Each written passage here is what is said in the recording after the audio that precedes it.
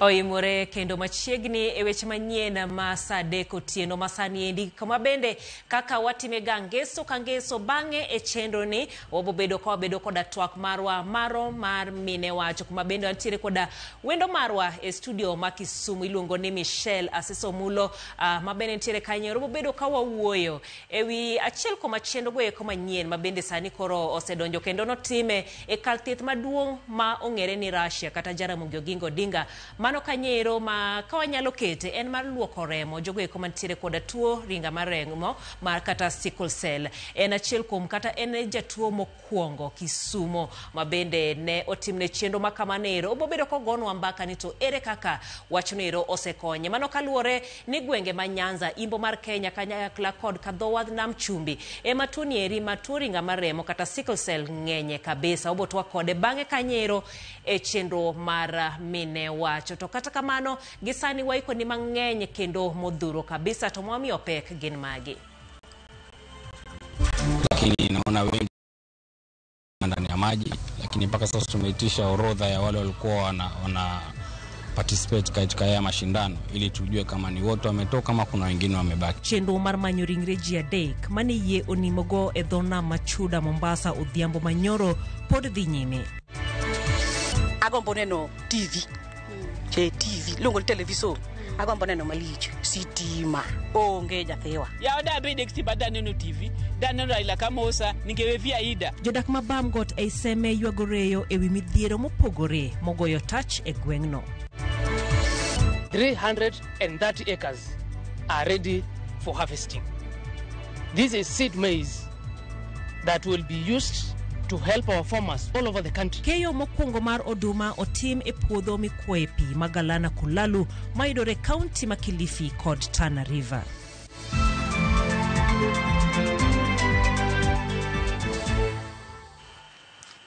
Okoini mondi bed kodwa nyaka giko mar chenro ni kawatudre lai maro mar ote machok ma en ariyo adek au chiel no luonga ni Jael Lieta jaloko marwa tilungo ni Wilson Ochuka.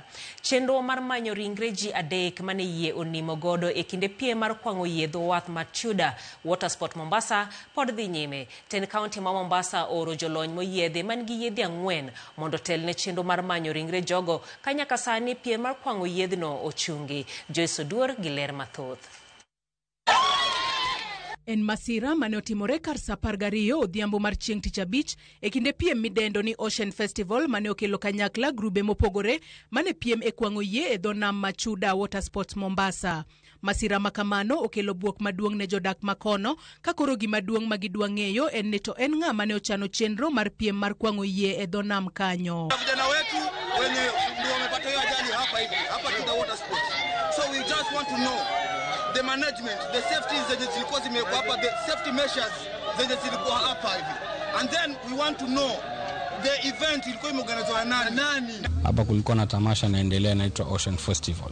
So katika wale washindanaji kuna boti moja imeweza kuanguka, lakini naona wengi wameweza kutolewa ndani ya maji, lakini mpaka sasa tumeitisha orodha ya wale walikuwa wana participate katika haya mashindano ili tujue kama ni wote wametoka kama kuna wengine wamebaki. Ismail Onyango achiel kuom jotugo mane oresi e kinde masirano lero kaka ne ores ngimagi tok masira kitiyo kod tonde mane obanegi bang' yie nimo kata kamano kuom hawi marach jomoko to ne okoresi. Boti ka capsize. Ku capsize I think nimepiga maji mimi particularly. Kuna mtu amekuja kanishika, one of us alinishika nikabidi nimehepa. There's an orange boat ya sports yenye imekuja kutusave. Wale watu wanatutupia kamba. Mwingine anaitisha, mimi in particular wakati wamekuja nawaonyesha huyu hapa kuna mtu ana struggle haezi piga maji. Then dereva wake anapiga boat anatanisha kichwa boat. Ile kambe natoka kwa grip ya yule mtu alikuwa anazama pale. Last 2 days life jackets na kasia zimekuwa kwa boat all along.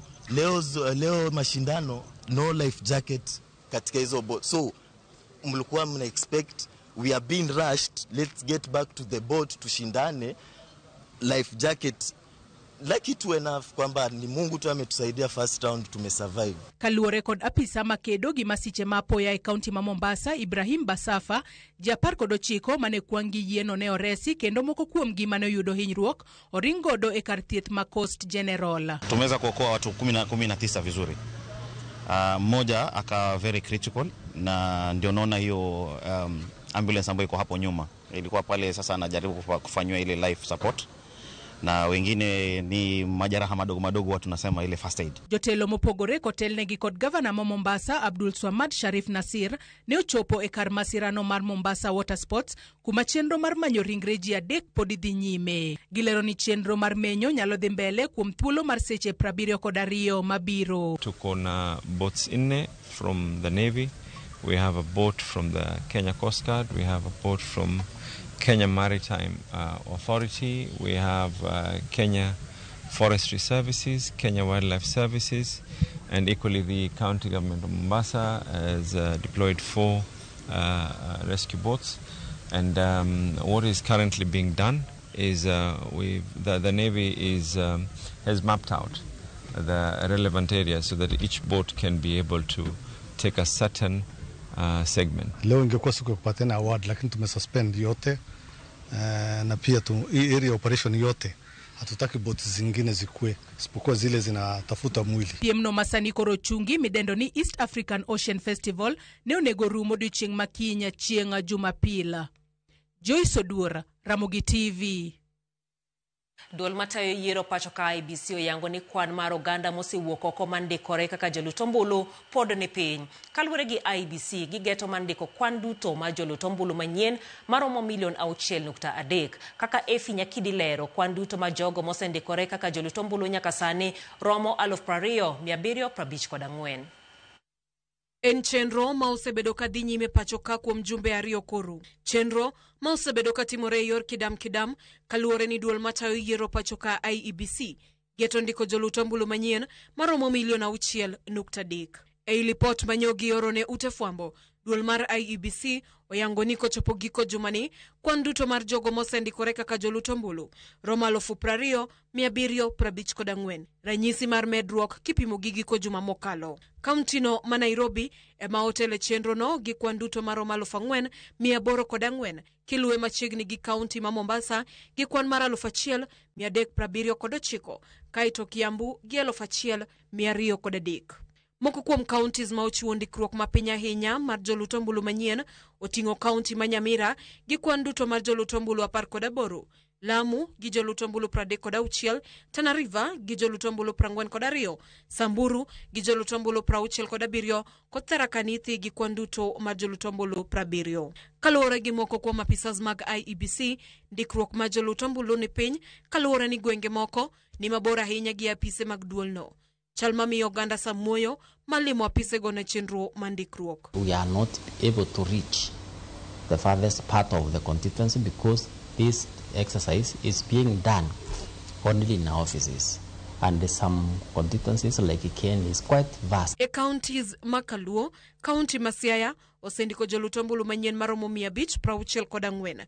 County Makisumu 376, Homa Bay gi 156, ka county no ma Migori osendiko joluto ombulu manyien makwan gi romo 224. Kata obedo ni chenro no dhi nyime counties duto pacho ka, nitie kar chungo od bura moko ma chenro no ok time kaluwore ni duol mar IEBC timo ikruok ne yiero madundo e gwengego.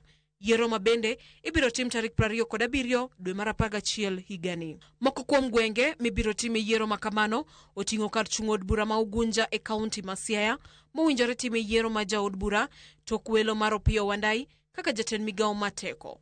Kachungo od bura ma Kasipul toknek mar mane jaod bura makanyo Ng'ondo Were kod Banisa mayudore kaunti ma Mandera. Kachungo od bura mosebedo maonge jaod bura kuom thuolo mar higni madikala 2 e kinde mamoko. Chenro mandiko joluto ombulu nodoke wang'e kendo chakore tarik 29 dwe mar 9 higani. Ndalo moko tok jatend piny William Ruto puodho jakom kachiel kod commissioners mag duol mar IEBC. Efi Nyakidi, Ramogi TV, Nairobi. E higa mag 2022, jatend piny William Ruto nodonje telo gi singo maduong' lokruok ne ja-Kenya ma kawaida.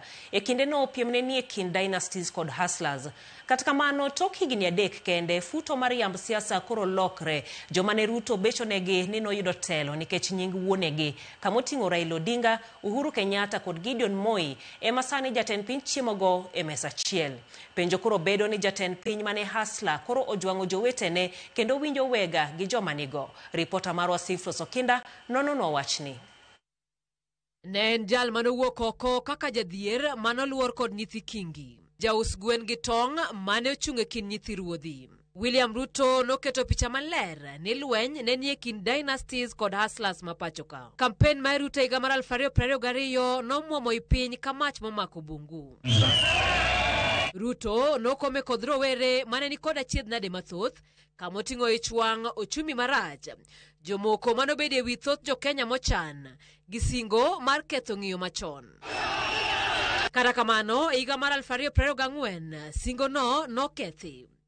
Rowere mag Gen Z manokonyo Ruto yudo telo e lwet nyithi kingi, nobago ng'anyo mar tipo mar kwedo telo marach. Kane lieto sase, Ruto noloko ng'weye kendo dok ir osiepne machon Raila Odinga.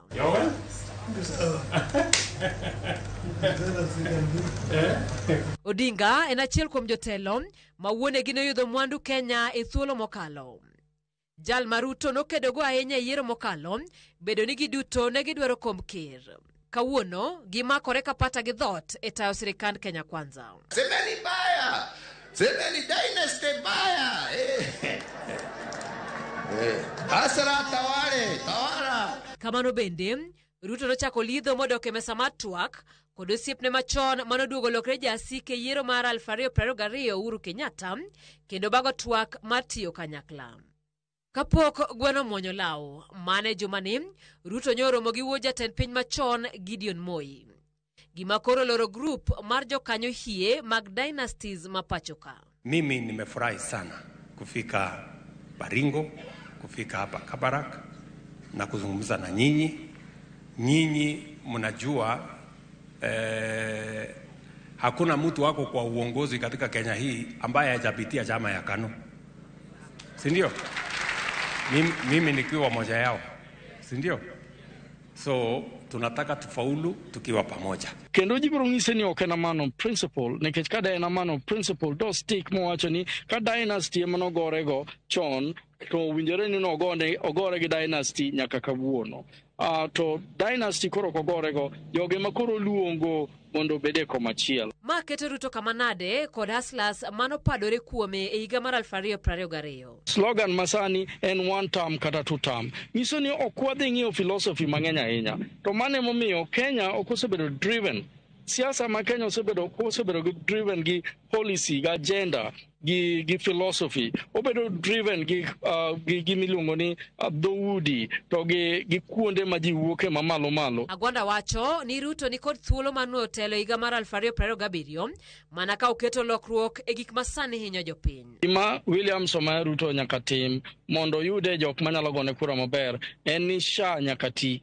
SHA ok ti maber ahinya kendo jothurwa ka ywak ahinya. To mar ariyo en ni nyaka olos osiep gi jogo maparo ni noseringe. Mane mama mbogano, to mane ja ndudhi kata ja motorbike, to mane ng'at ma ja piny mondo ter ginene malo. Nikech wigi ok bi wil ni ka nomigi gimiluongo ni hustler fund to koro ginyaka gichul. To kata ni gichulo, ka ok itiko chulo hustler fund to ibiro nwang'ori ni koro kata shano nyaka ichul te to be nyaka ichul gowicha. Nyaka koro William Samoei Ruto beng'ini to taxes manokawo ji machalo na housing levy mikawo ei jok ng'ata matiye Kenya ka to nok gidwar ni mano bogol. Ka gigogol, William Samoei Ruto nyalo nwang'o kura ma oselalo.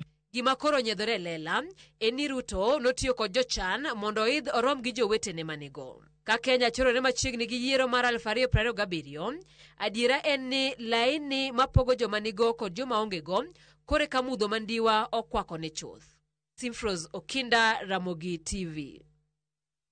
Keyo mokwongo mar oduma otime puodho mikwoye pi mar Galana Kulalu maidore kaunti ma Kilifi kod Tana River.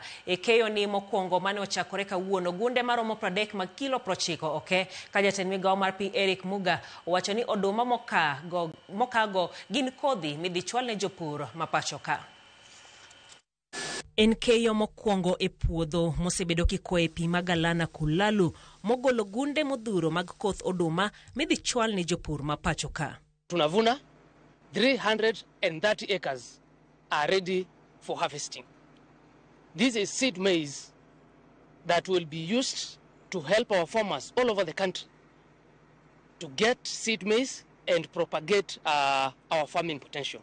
Tich mane ochako e puodho ni e gwenge ma ing'iyo ni cham ok nyal tiye. Kata kamano, kaluwore kod chenro mar kwoyo pi, sani piny owacho omor gi cham magiyudo kae. 1,500 acres are already planted. We started planting on 27th of May, and today we are harvesting the first batch, kickstarting the process of harvesting that will take the next 5 days to actually harvest the entire of 330 acres that are ready. Come mid-year next year, 2026, another 11 pivots will be activated, and we will have a total of 5,400 acres under irrigation. Keyo ni oyang ni en mano madhi jiwo aguch chiemo mapacho ka kendo duoko chien chiemo ma piny Kenya rwako koa e pinje maoko. The food security challenge that we have as a nation, we are spending more than 500 billion a year to actually import food into the country. That is the story we are trying to demystify. Now and the next 3 years, we'll have the 20,000 acres fully developed and cropped. We have started off 1,500 acres, which is fully cropped, in using 9 center pivots. And by the end of the year, we will have cropped 3,200 acres of crop. Jatend migawo mar pi Eric Muga wacho ni kuom omenda manoketne chenro ni ging'iyo mar yare kendo medo lach mar puodho no kanyakla kod chiemo mamoko mibiro pidh kanyo e higni mabiro. The long-term game for this region is actually doing that Galana Dam, where now we can irrigate more than 200,000 acres in the region. If this is what is possible with an investment of 519 million to unlock the system that many and branded a ghost project, imagine what is possible with that vision of Galana Dam. Kopogore kod oduma moyude keyo ni, chakla margi bende ibiro losi kendo usi ne jopur mag chiaye. There is no waste in this whole process.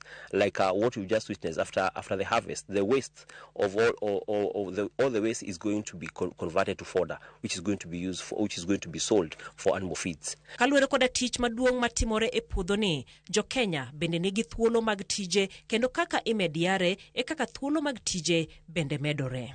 In addition to employing more than 2,000 people when we be at peak, it will impact on other areas of the society, which is health.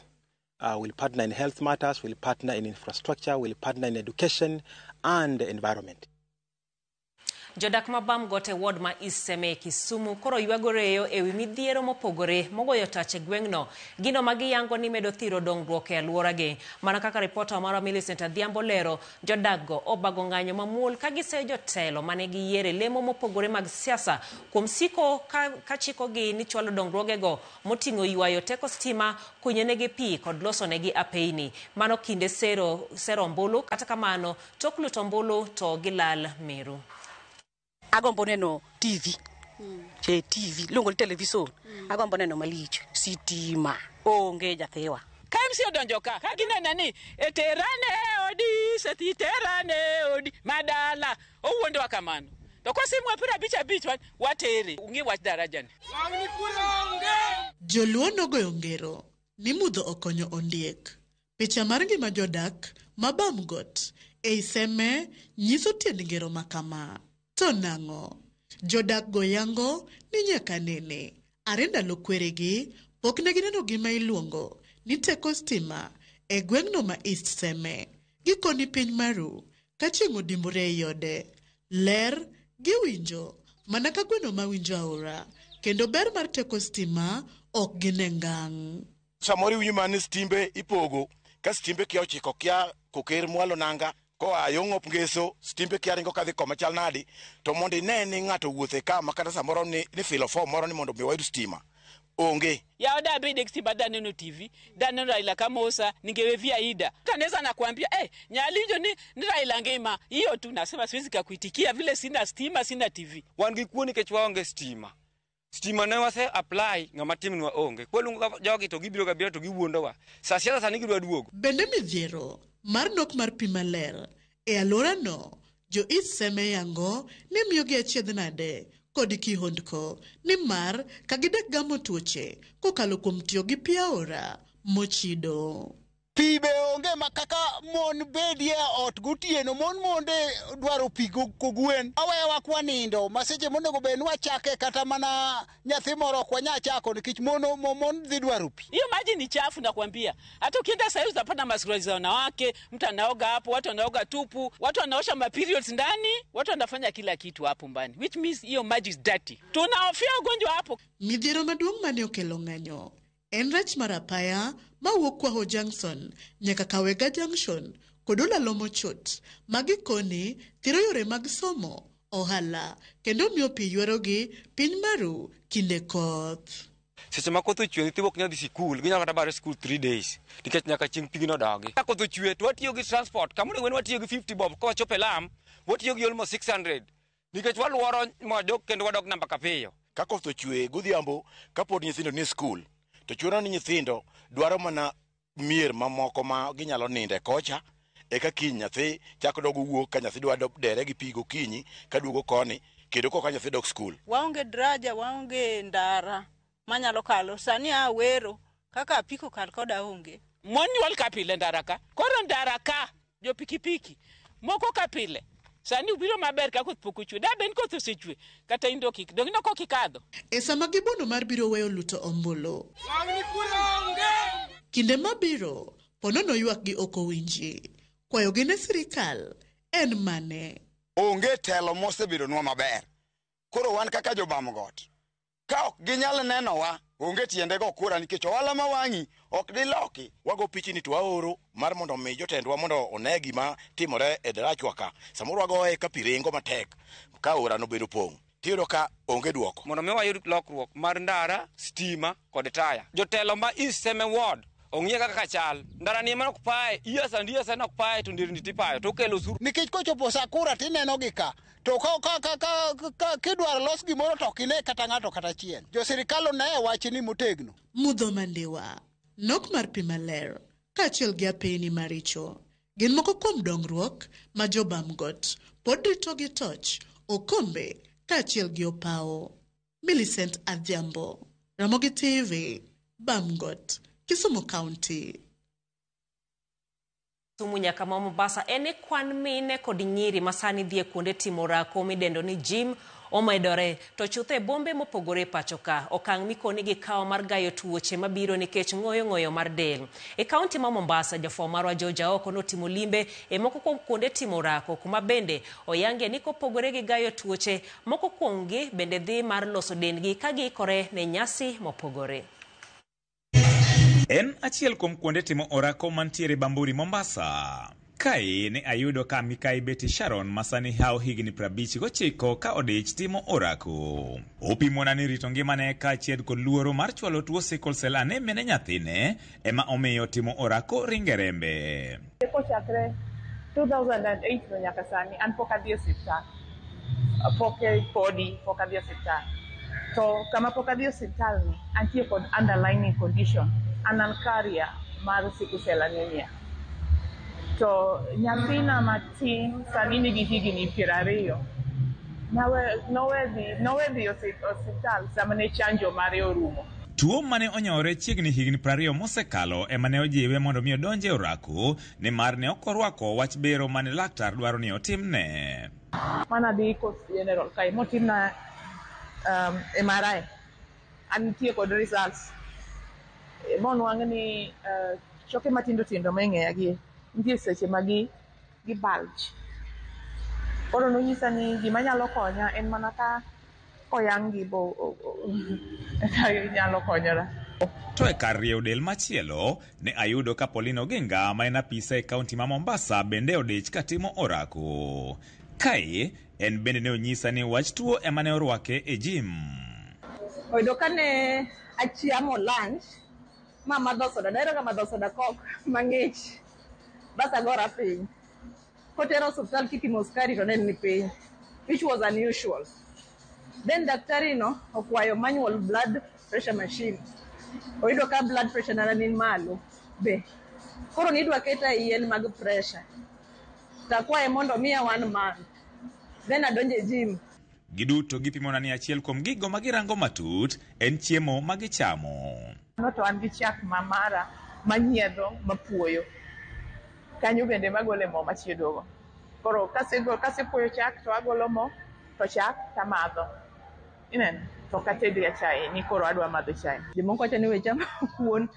Jomoko wacho ni we chamo chapat. Koro ka we chamo chapat to lor kambi. Koro I watch gima chamo at any given time. I need more energy gokinyi gi lunch time. Kechabo biro workout or workout in the morning. So I need more energy at that time. Duso del kod manyo figa malombo wang bende ginyisani en achiel kuom ajenda mamiyo moko kuom nyidendi dhi timo orako to chutho e kinde ma ihawo nyasi mopogore mag Disemba. Kaka koro sani wadhi e Disemba ni ibodo ka ging'eny sana. Kech odwaro body modhiga e Disemba. Arus gi arus ineno gitimo orako ineno. En joma nyiri ofwenyo ni gin maua. Maua nyaka rieny. Koro nyaka doye nyaka olepi. To mae kama idoye emi olepi. Koro mondo inen maber nyaka itim orako mondo igol boche dendi. Kata kamano, gikoni en gino madwaro thuolo kendo ka osedonje remo to onge kaka inyalo we. Most of the time I wind up the day kata chako the day kan ji gym. Dido kime kata decision moro, paro mo, gimoro rieko moro monego bed ni ing'ado sami mwaka. Nitie gik moko ariyo makwaga Nyasaye ni koyie to kik omiya. Sa gi pesa madhi gi osiptal. Miel bende gikoni samoro giduso mar kweyo paro. No mi moral mar timo orako. To e utegi ne mine wetegi. Exercise ber. En gima konyo golo paro mang'eny. En gima konyo genyo tuoche mang'eny. En gima konyo miyo ng'ato bedo mayot. Wek bet kami betie. Dhi timo orako, cham natural food. George Aoko, Ramogi TV, Mombasa. Ripod no ero mar George Aoko bende koro terowa e yweyo marwa mokwongo ma weche gi manyien mago mag oimorero kamana ahinya. Robert Asoy wacho ni nitiere koda min ot mano ka Nyiro Beatrice ka oluwo chenro kanyakla kod Pastor Samson Onyango gi George Otieno mag kanisa mar Det. Ero kamana ahinya. Ramogi TV lere gweng' ma Lora Teng kendo wayudo weche manyien e yonero makare mano Willis Ouma Odero. Martin Ochieng Lago ka wuok Rueya iwacho ni luwo weche manyien makare kabisa. Jael chenro mago Morei somo makare. Ero kamano wacho nene kod Martha min James kod Elizabeth min Happy mano Onyango Jalie ka ntiere gwenge mag Malindi. Oraro wuod Nyasiaja mabinjo Sembo ni kanyo gi okuko kode gi min ot Violet. Oraro bende iluwo godo weche manyien. Samuel Ochanda oyucho mar Kombewa Central. Ero kamano iwacho ni Happy Sabbath. Jael oimore deno ba umoja mar Game Got Reggae wacho ni Ramogi TV ler kabisa kendo chopo ni e yono ero makare. Chenro mago imore bende wayudo e yono ero maber. Kamana inya Martin Lago ya wasani tho ng'eny ahinya watim nang'o mano ka Nyiro Steven ero kamana inya kuom ote mari. Ruto ni kare kiseloyo Dynasty to loso piny kodgi ok rach. Atieno kantiere Kisumu. Karamogi TV wacho ni waol gi ywak bang' yiero ndhiwa ka pod wadhi mana gi generator e liete. Ero kamana inya okinyisa ni in ng'awa. Oimore chopo maler baba dogo mano Ronaldo mar ndhiwa Ojode unga school. Ero kamana inya kuom otego e kod dutote wadhi e yweyo machuoka waduogo to wabedo koda twak marwa mano mar mine wacho kikidhi mabor.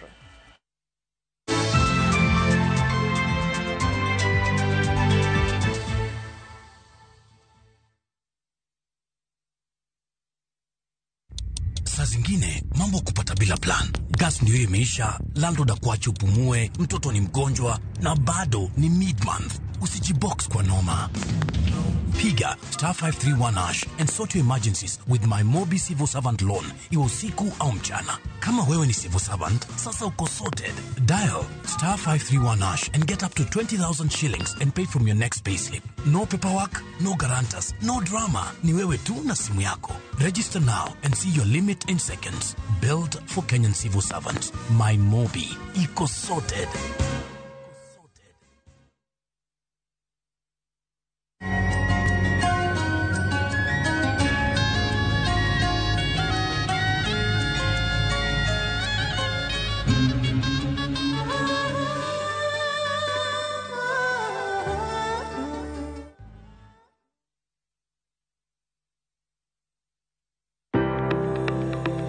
Ringreni wuoyo, to be ichiko iti, en aonda, rem mora mora, en ranyisi ni ringreni wuoyo kodi, e penj laktar, walero weche ma ringreni temo nyisi, ka wakelo ni paro mag jomolony. To wacho ni mondo mibed gi rageng' maber nyaka bed ni chiemo makare, nikech askeche gi iloso kuom chiemo makare michamo. Paro manyalo reso ngimani. Kochopo kar food allergy kae, to kinga ma del ma ng'ato chako gore gi chiemo mochamo. Kod weche mag thieth mayudore achiel kachiel kuom joma olony. Nyalo bedo ni ng'ato nigi ratil man malo. Koro konyono to choke cartilage ka toyore konyono nikech ratil mare man malo. Mano nyalo miyo bende ng'ato nyalo yudo arthritis no. E penj laktar gi Ruth Otieno, wuok tich nyaka tich abich, saa 12 odhiambo, mana e Ramogi TV.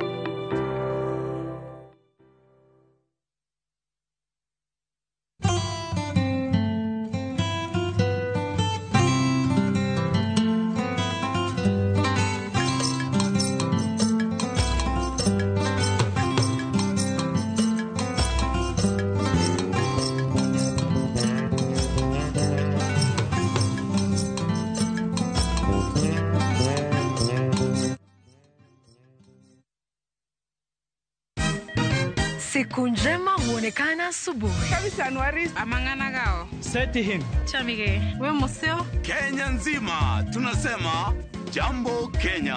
Wax tiki taka. Twende sana my people. Hapa ndo nyumbani kwa muziki wa Afrika Mashariki na malezi ya vipaji. Sasa tuko tayari ku drive on. Mibibi na mijize. Leteni porojo sasa. Kwa habari za kuaminika kutoka kila pembe ya nchi. Are you ready? Leo kati ya Ingwe na Gor Serikali. Hapa ndio home. Radio Citizen, radio number 1. Radio number 1.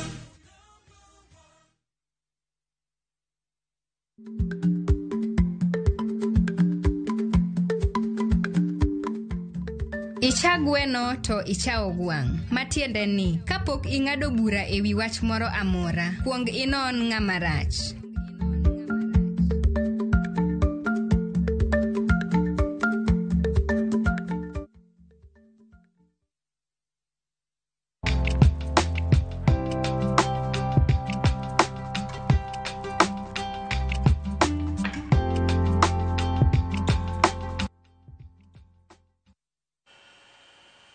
Nyithindo maromo 10,000 pacho kae inyuolo gi tuo ringa mar remo ka gwenge ma Nyanza, Imbo mar Kenya kod kadho wadh nam chumbi ema thothne tuo ni ng'enye. Jogo manigi tuo mar ringa mar remo kale midhiero mopogore moting'o bedo matuo kinde ka kinde gi rem mokalo ma lakteche luongo ni crisis.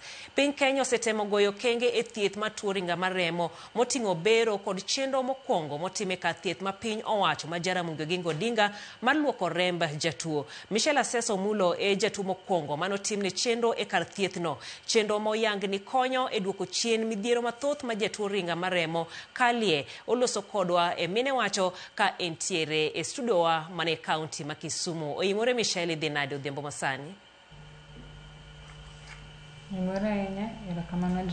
Erokamano ahinya mar riwri kodwa kendo twak kodwa e chenro ni mar mine wacho. Inyalo mana lero matut to Michelle Omulo en ng'awa oa kanye onya kanye?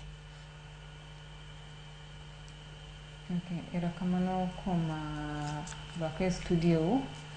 Aniluongo ni Michelle asesa omulo ajaiga pra 32 years and a filmmaker by profession na bedo gi sickle cell ka ajaiga dek. Koro from then I've been battling with the disease. Okay. I'm also a chef. And I'm also a disability inclusion facilitator by Light for the World. Erokamano ahinya Michelle. Iwacho kanyero ni no yangi gi tuo no ero mar sickle cell ki ja higni 3. Ngima osebedo nade higni 3 nyaka sani makoro in ja higni 32. Ngima ni gi tuo mar sickle cell osebedo nade?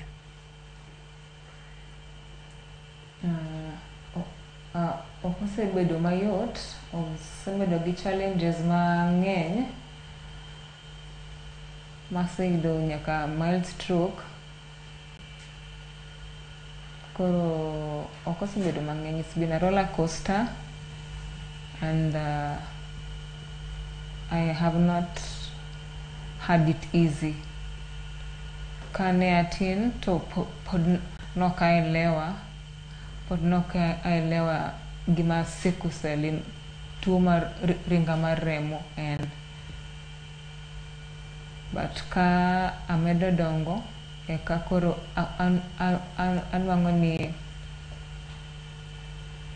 I find out on my own that what sickle cell is all about, and oken tuo manyalo nego ng'ato kimanage maber. Koro asebedo on management are atiek form 4. Management kuomi wach ni chalo nade. Watimo mana lero ne jogo eko madibed ni odagi jogo mantiere koda tuo mar sickle cell kata ntiere koda tuo mar sickle cell mondo wakonyere. Kaka in makori wacho ni ichako mana management ka itieko form 4. Management chalo nango? Erokamano kuom swali no. Management en ni like imuonyo yedhe gi pile on a daily basis kendo okay skip. Before I never used to chimoratir gi yedhe ga newach ne gin expensive, but sani makoro asenwango kaka anyalo timo to anyalo yudo yedhe ga. I get them at a very easy, at a very easy and affordable time. So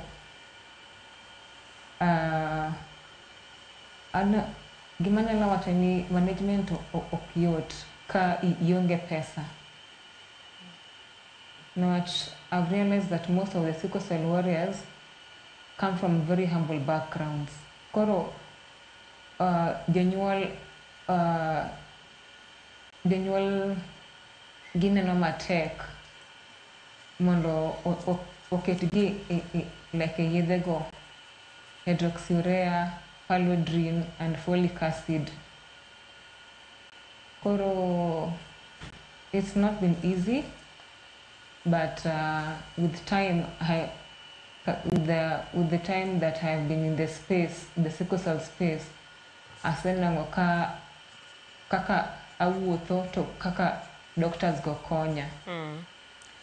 Koro osebedo mayot kuoma mondo manage condition na. Erokamano ahinya. Sami wacho weche go eko mag yedhe kata tiyo koda yien mabende ichiwonu. Wadoga ne chien matin. Magi yien ma nyaka imuony pile koso mana kinde go eko ma intiere gi crisis to gitimango. Dibed ni gin mag rem, mag medo remo koso gin yedhe matimango?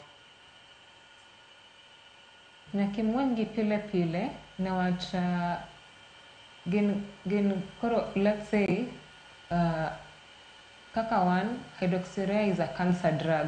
Koro nyaka wamuonye pile mondo odhi e system wa mondo omenini the sickle red blood cells mondo obed round, take a round shape. Koro that is why we need to take it on a daily basis. Kwa muonyo gi on a daily basis, to tekendo wanyalo bedo gi crisis. O mano kaluwore gi kaka remo nitiere. Ng'ano ero mabende nitiere koda tuo mar ringa mar remo kata sickle cell. Ahinya wachore ni nitiere kaka kit rembe mano miluongo ni red blood cells nitiere kaka gikawo kido kata shape mopogore mabende kelo negi rem kata crisis miwachono.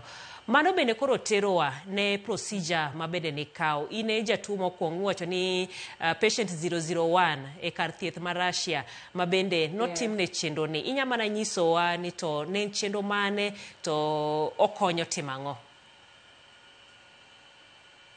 Oro, erokamano kuom penjo ni.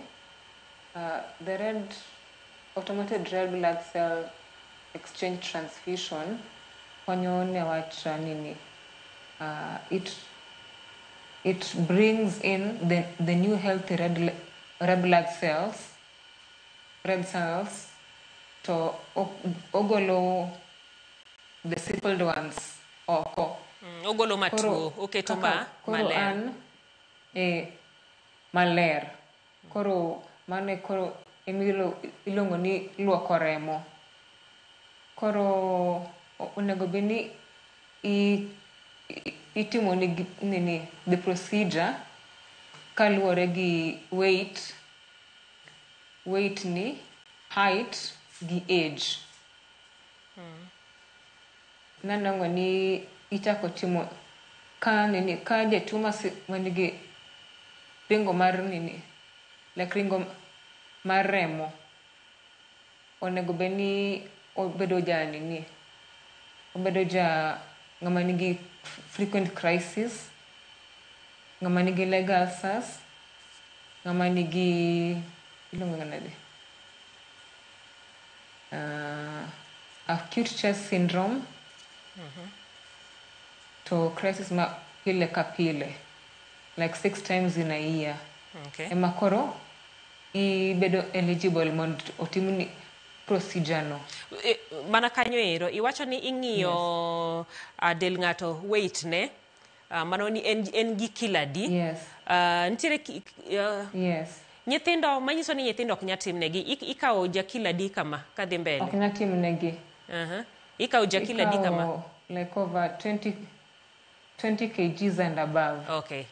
Koro 20 kgs kaito ing'iyo bende hik ng'ato ma isewacho ni nyithindo ok timnegi. Ichak time ka ng'ato jahigni adi?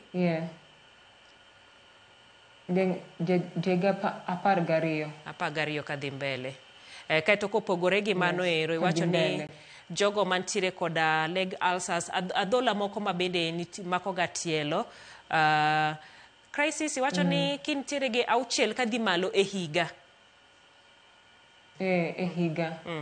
Mano bende inyalo timnie. Okay. Mano kanyero koro king'iyo checklist ne jogo eko mabende inyal timnegi procedure makamendi. Okawo kinde maromo nade? Idonjo mana kang'iyo kaka mari ne itimo en gima kawo seche maromo nade? En gima kisetieko tinyalo wuok idhi ot idhi nyime gi shughuli gi koso nyaka pod ibedo osiptal norwaki osiptal? Koro an kaluwore gi stroke manayudo strokes 2. Koro mild strokes 2 nomiyo abedo e osiptal, anindo osiptal achiel, but normally idonjo gokinyi iteri e theatre mondo ketni catheter no mi kete e femoral vein marwako remo. Koro kosetimni mano, kosetimni marwako remo. Koro kosetimni mano, iteri e recovery room, to kise recover about 20 minutes, to koro itimoni procedure no. Koro kaka an, according to my weight and height, notimnegi pints 10. Koro pints 10, to nokawo 2 hours 30 minutes. Koro procedure ni ok onego bed ni ng'ato nindo osiptal. Onego bed ni ng'ato biro osiptal gokinyi, itimoni procedure ni, hata ini kosechok timo ni procedure ni mondo orit mondo nini like remono kwe for 1 hour. Kosekwe for 1 hour eka koro like igolo ni catheter no eka koro iketiwe for some time in the hospital koro nyalo bedo like released in the evening. Okay. Manyiso ne en gimoro ma kichano time to ichano na chano odiochieng' mangima. Odiochieng' achiel. Odiochieng' achiel. Mangima. Beche chalo nade? Chudo mare chalo nade? Chudo mare ichulo SHA kuom higa achiel. Koro kisechulo SHA kuom higa achiel no, SHA koro itimo like pre-authorization. Kosetim test monego bed ni itimo mondo ong'e koro ni imedi like remo pints adi. Koro kosetim test go eka koro idhi for the SHA pre-authorization. Okay. Kose approve koro you wait for the procedure. Ma ka intiere gi SHA ka chudo mari mar SHA ni kare to ena gino ero ma bende inyalo timo. Aparo ni mano gima kare. Ng'ama dibed ni en jatuo ma sickle cell kata tuo ringa mar remo kata ng'ama rito jatuo ma kamendie. Ang'eni nitiere clinic mar sickle cell mantiere kar thieth mar Russia Kisumu kanyo ero. Sani endi oneno chendo to wacho ni aparo ni magi manyalo konya. Ochak gi kanye. Nikech nitiere jomoko ma bende gionge Kisumu kanyo gintiere kuonde ma oko gichako gi kanye. Koro onego bed ni gidhi DTRH Victoria Annex Hospital mani Milimani ka mondo ka gin gi nyithindo man gi tuo mar ringa mar remo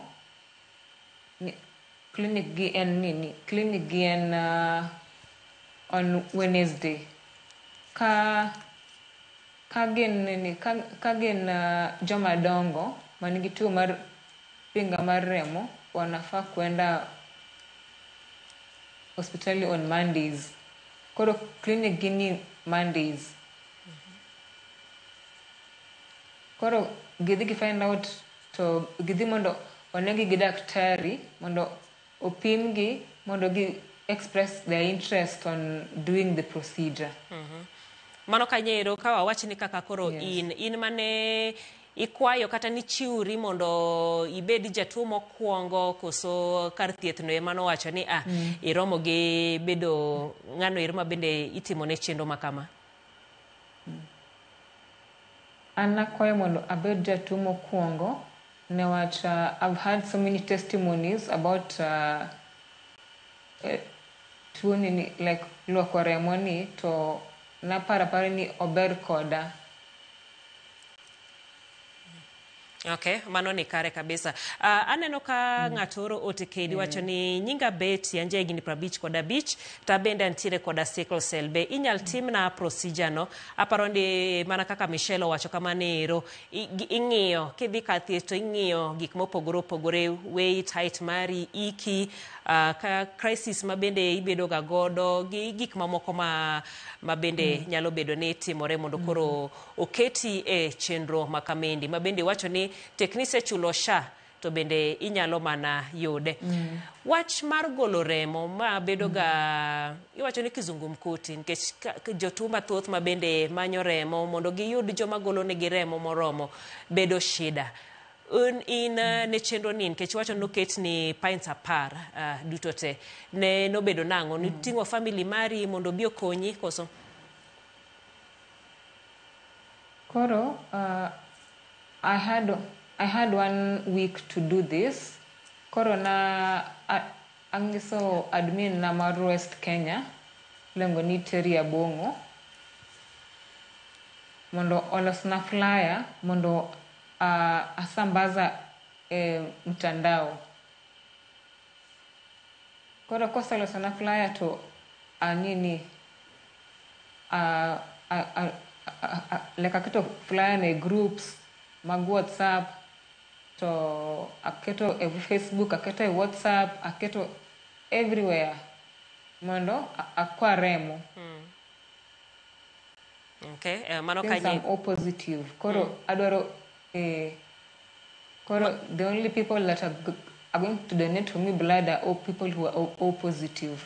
Kende nango kamano mane ma donjo gi jo sickle cell koso kit rembi. Kit remba. Okay. Yeah, kit remba. Ne chenro ni mar luoko remo en gima itimo dichiel to iyudo fungro kose en gima koro winjo bed ni timo kinde ka kinde. En gima itimo kinde ka kinde after every 3 months. Kichake. Koro ng'amo chako kaka in kech mari mokwongo nitimo mano kanyiero ne dwe mokalo September koro September, October idok machielo November koso December. December. Dok machielo December. Koro ikwano tok dweche adek tichake dhi timo machielo. Samora mora midhi nikech ni wacho ni mondo timni mokwongo winjo bed ni sechulo sha kuom higa achiel. Koro midok moko gi chudo koro bedo nade?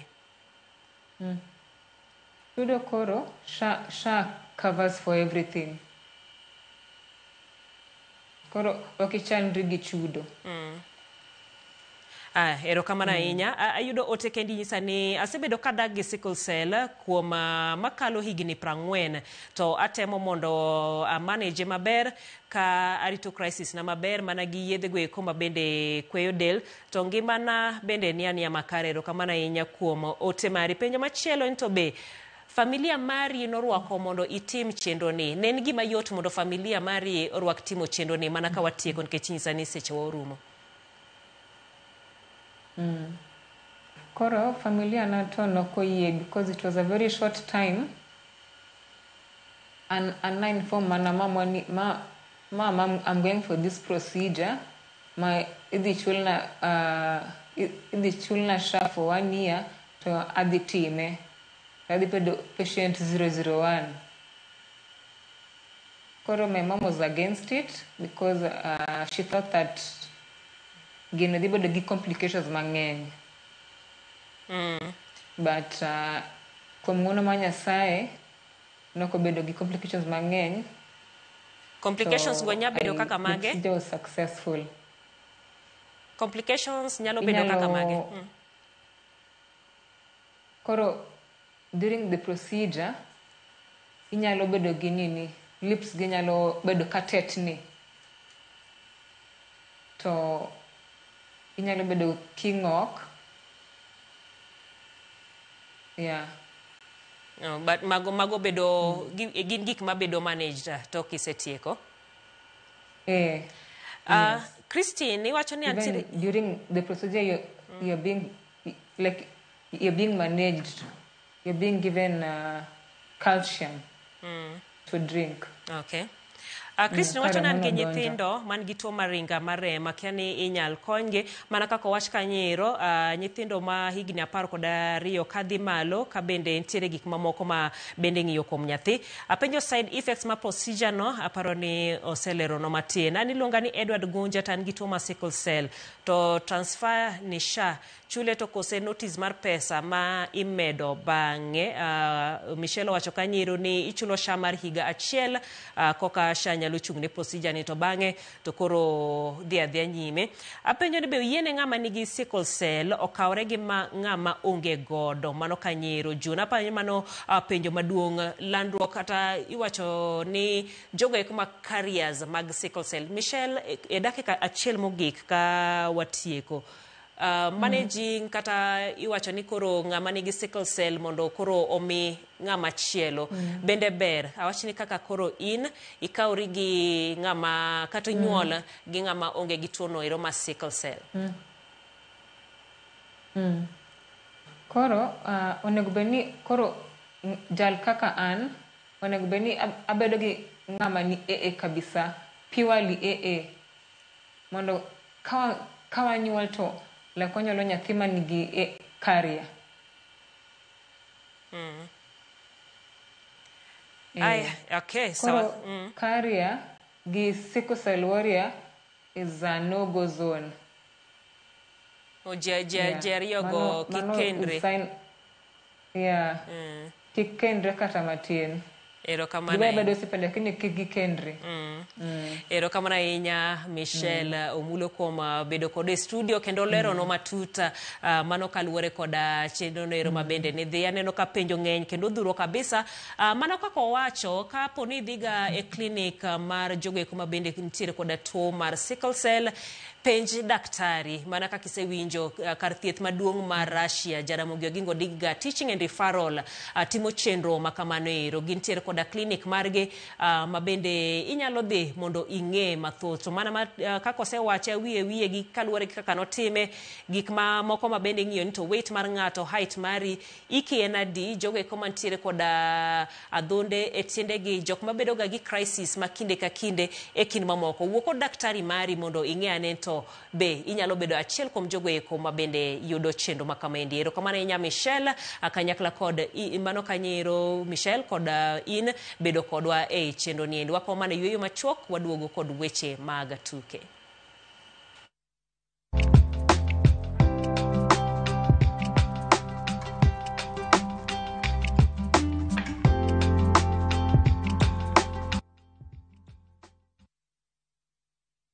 When the crowds are gone, Diani feels like it's yours alone. Rediscover romance with sunset dinners by the ocean. Dance and laugh with your crew on the white sands. Or simply breathe solo as the waves crash softly at your feet. This low season, experience the beauty of Diani from only 34,300 shillings for 3 nights via SGR. View Travel makes Diani's magic more within reach. Book today and enjoy the ease of Liva Pole Pole. Visit viewtravel.com or call 0703 254 254. View Travel.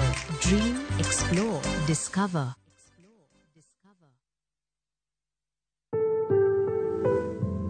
Nyarung'rung mokuota e buo yuothi kata machiegni kod ng'uti nyalo bedo ranyisi ni nitiere gimoro maracha e thundi kata kansa mar thuno. Kapo nono ni ineno lokruok e pien dendi mantiere thundi machalo kaka pot machunga kata kineno ka dho thundi nitiere kod lit kata ogolo kido mopogore opogore tema tek mondo mi ine laktar. Oteni kelonwa kod Royal Media Services, we care.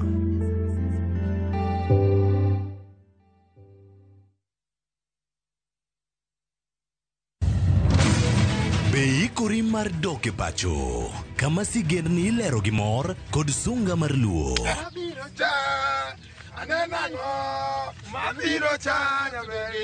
Chakre weche hera mamulo chuny, anyuola, timbe machon, nyaka sigendni madongo mag kit anyuolawa mapakowa. Magi ok gin mana sinema, magi gin sigendni magwa. Ka ok mana chikni emomiyo koro sani wabedo kaka familia kar nyamerwa Dhok ma wawacho, koko mag nyierowa, kit luo kod sigendniwa nenore ayanga.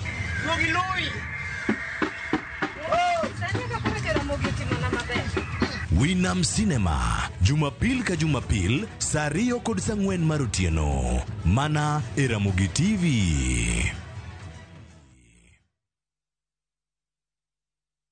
Na to kori winjo kika winj kucha koluonga ni mbabas nikech koro uneno kama ni pesa moro matin. View sasa ndio nyumbani kwa the best local dramas. Nataka ripoti ya Hans pamoja na mkewe. Comedy za kuvunja mbavu. Telenovela bora zaidi kwa lugha yako. Anaere ainya Prita. Tokendo kimora mare wi mora. Na sasa una nafasi ya kushinda zawadi nono ndani ya promotion kubwa ya Jipange na View sasa. Shinda 50,000 kila siku, $500,000 kila wiki na grand prize ya 2 million shillings. Wow. Ingia kwa View sasa hivi kwa kupitia paybill 724177 au tembelea viewsasa.com. Weka nambari yako ya simu kama akaunti yako, kisha weka 50 bob tu na upate content na point na uende kwa mshindi. Ingia mara nyingi uwezavyo. Kila ukiingia kwa View sasa unaongeza nafasi yako ya kushinda. Imeidhinishwa na BCLB number.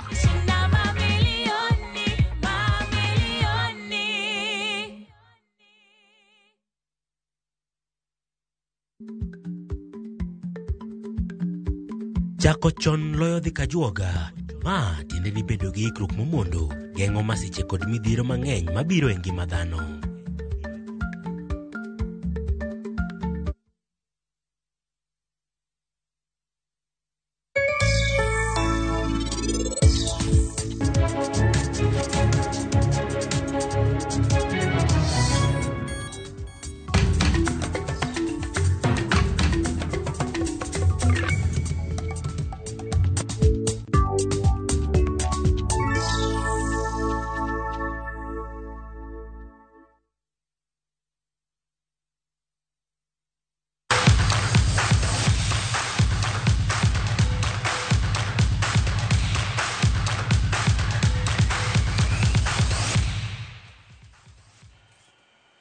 Tuke mag Shabiki Aegis Annual Tournament obagi e boma Nairobi kendo kelo kanyakla timbe 12.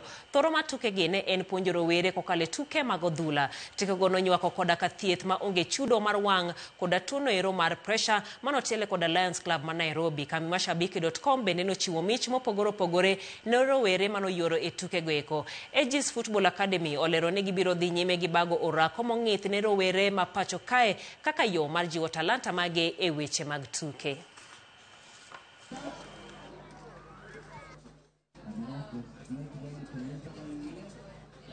Apart from the kids, we are able to give back to their communities because every single weekend we take them from Zimmerman to Westlands to train.